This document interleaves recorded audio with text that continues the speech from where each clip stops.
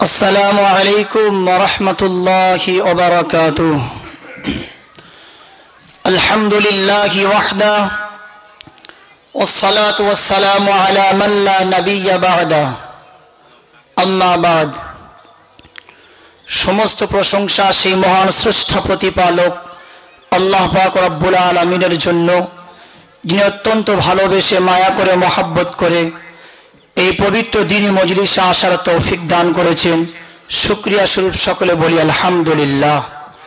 তারপরে পরে জানাই মহান বিশ্ব নবী, শেষ নবী মুহাম্মদ মুস্তাফা আরবি সাল্লাল্লাহু আলাইহি ওয়াসাল্লামের প্রতি লক্ষ কোটি দরুদ ও সালাম, অগণিত দরুদ ও সালাম বর্ষিত হোক। আমরা সকলে বলি সাল্লাল্লাহু আলাইহি ওয়াসাল্লাম। উপস্থিত সামনে বসে থাকা আমার বাপের বয়োজ্যেষ্ঠ বাপজানেরা, বয়কনিষ্ঠ ভাতৃবর্গেরা, স্নেহের আদরের ছোট্ট শিশু মাসুম বাচ্চারা এবং মঞ্চে উপবিষ্ট শ্রদ্ধেয় সম্মানীয় ওলামা ইকরামগণ এবং আমাদের মাথার তাজ আকাবিরিন, বিশেষ করে মাইকের আওয়াজ যতদূর যাচ্ছে সকল জাতি ধর্ম বর্ণ নির্বিশেষে সকলের প্রতি আন্তরিক শুভেচ্ছা, শ্রদ্ধা, ভক্তি ভরা ভালোবাসা। প্রথমেই বলা বাহুল্য, ভালো দিন সম্পর্কে আমরা সকলেই অবগত আছি। এটা আজ প্রজাতন্ত্র দিবস 26শে জানুয়ারি। এই 26শে জানুয়ারিকে কেন্দ্র করে দেশের সকল জাতির বিভিন্ন সম্প্রদায়ের ভাইয়েরা বিভিন্ন রকমের কাজকর্ম করে থাকে। বিশেষ করে আমার ইসলাম ধর্মের অনেক ভাইয়ের, অনেক মায়েরা, অনেক বোনেরা তারা খেলায় মেতে থাকে। তো আল্লাহর দরবারে কোটি কোটি শুকরিয়া যে আল্লাহ তাআলা এরকম একটা মজলিসে আমাদের প্রত্যেকের সমস্ত রকমের খেলাধুলা ভোলা থেকে আমাদের ফিরিয়ে দিয়ে এই মজলিসে আসার তৌফিক দান করেছে, আলহামদুলিল্লাহ। 26শে জানুয়ারি সম্পর্কে যদিও আমার এক ভাই ভালোবেসে বললেন যদি সম্ভব হয়, তাই আল্লাহর কাছে পূর্ণ আশা ও ভরসা রাখছি। ওমা তৌফিক ইল্লা বিল্লাহ। আল্লাহ যতটুকু বলাবেন ততটুকুই বলবো। মনে রাখবেন, এই মজলিস সূচনাতেই জাকিরিনদের জবান থেকে আমরা জিকির শুনেছি, তারপরেই পতাকা উত্তোলন হয়েছে। পতাকার উত্তোলনে আপনারা যারা উপস্থিত ছিলেন দেখেছেন 3টে পতাকা আছে।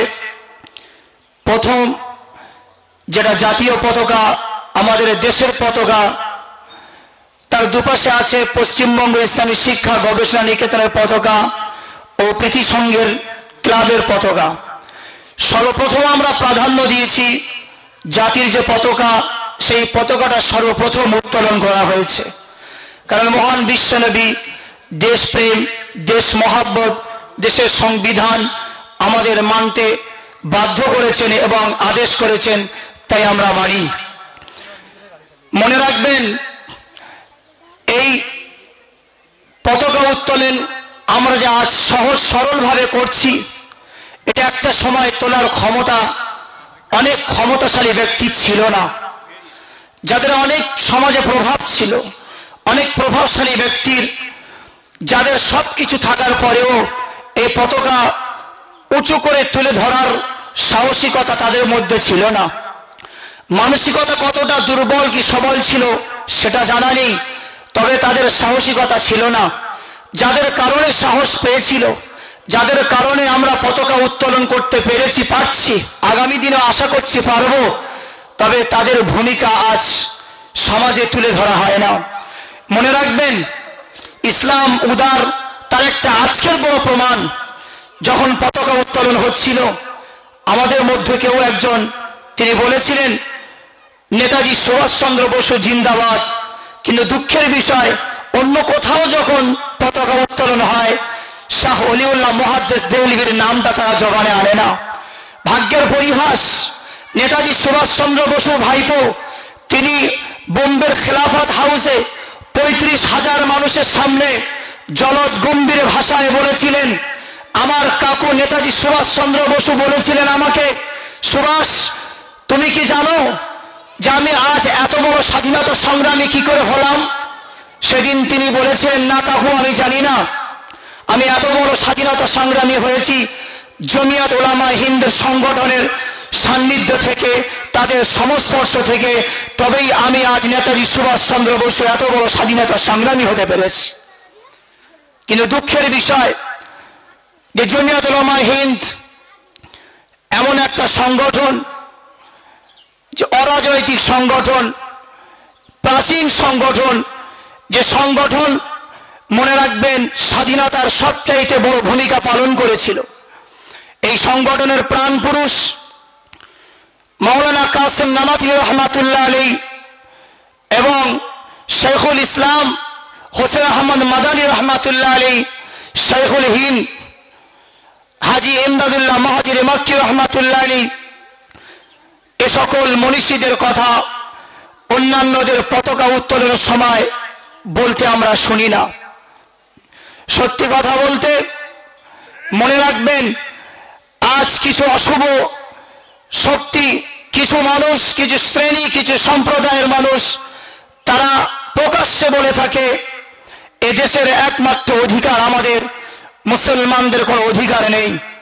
মনে রাখবেন, আপনি যার ফটো, যার এই ফুটেজ পিকচারকে সামনে রেখে পতাকা উত্তোলন করেন, তিনি স্বীকার করেছিলেন আজ জমিয়ত উলামা হিন্দ যদি না থাকতো, ওলামা সংগঠন না থাকতো, আমি স্মরণ করিয়ে দিতে চাই নেতাজি সুভাষচন্দ্র বসুর ভাইপো সুভাষ, তিনি বলেছিলেন, শিশির বসু প্রকাশ্যে বলেছেন, যখন ইংরেজ দেশ থেকে চলে যায় 1946 এই 1946 খ্রিস্টাব্দে, তখন সংবিধান রচনা করা হয় বাবা সাহেব আম্বেদকর উপস্থিতিতে। 220 জন ব্যক্তি সেখানে উপস্থিত, তার মধ্যে 20 জনকে কর কমিটি করা হয়। 20 জনের মধ্যে বিশেষ কর কমিটি হিসেবে 8 জন ছিলেন, 4 জন মুসলিম, 4 জন হিন্দু। ডিয়ার আম্বেদকর সাহেব তিনি বলেছিলেন 4 জন করে 8 জনকে নিয়ে সংবিধানের খসড়া তৈরি করা হবে। সেই দিনে ওই উপস্থিত জনগণের মধ্যে কেউ একজন প্রকাশ্যে বলেছিলেন যে আজ আমার একটা মনের বক্তব্য আছে, আমি প্রকাশ করতে চাই। ডিয়ার আম্বেদকর সাহেব তিনি বলেছিলেন, ব্যর্থ করুন, আমরা শুনবো, যদি সমর্থনযোগ্য হয় সেটাকে আমরা মান্যতা দেব। মনে রাখবেন, সেদিনে ওই হাউসের মধ্যে কেউ একজন প্রকাশ্যে বলেছিলেন, বর্তমান পৃথিবীতে 100-র মতো মুসলিম দেশ আছে, এই তো দেখলাম পাকিস্তান একটা দেশ হয়ে গিয়েছে, মোহাম্মদ আলী জিন্না কোরআন ও হাদিসের উপর একটা দেশ তৈরি করেছেন, তাহলে কি এই ভারতবর্ষটা হিন্দুত্ববাদীর উপরে কি হবে না?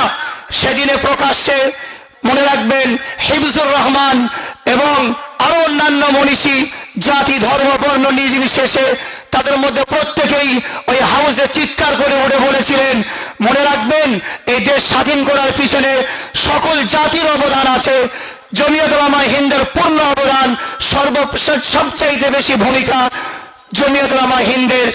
সেই জমিয়ত উলামা হিন্দকে জিজ্ঞাসা করুন তারা এই দেশকে কিসের উপর রাখতে চায়।